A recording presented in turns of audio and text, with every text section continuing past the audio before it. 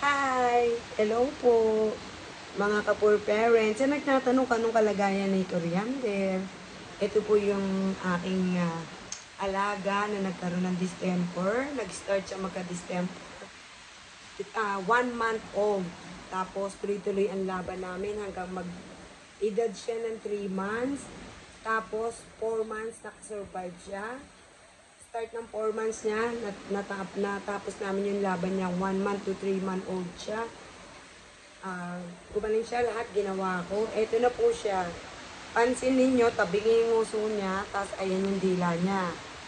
Yung dila niya kasi, kinagat-kagat niya yan, tapos may smell bad siya kasi yung ngipin niya, yung mga panahon na naghihirap siya, makirot yung kanyang mga nerve, kinakagat niya yung kanyang dila, ginaganin niya yung kanyang jaw.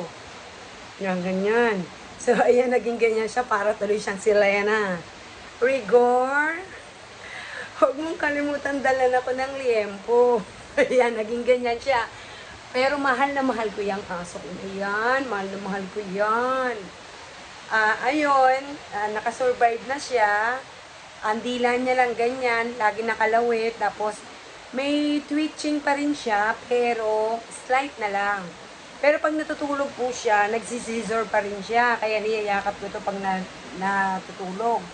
And then, obserbahan ko sa kanya, nung una kala ko hindi na siya makakalakad, makakatakbo. Pero, magpo-post pa rin po ako ng video nila every morning. Pinapalabas ko po ito ng bahay at naglalakad na siya. Kahit yung iba awang-awa.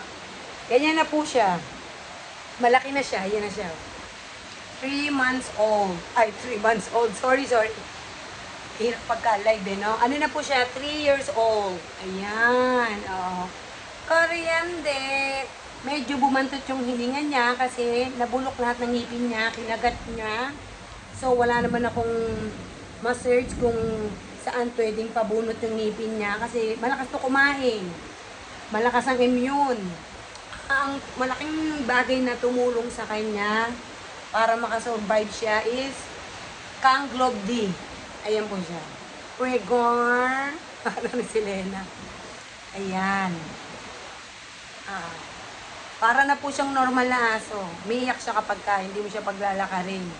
Kasi dati hindi ko siya binababa ng second floor. Ngayon, pinapagala ko na siya. Mabilis na siya tumakbo.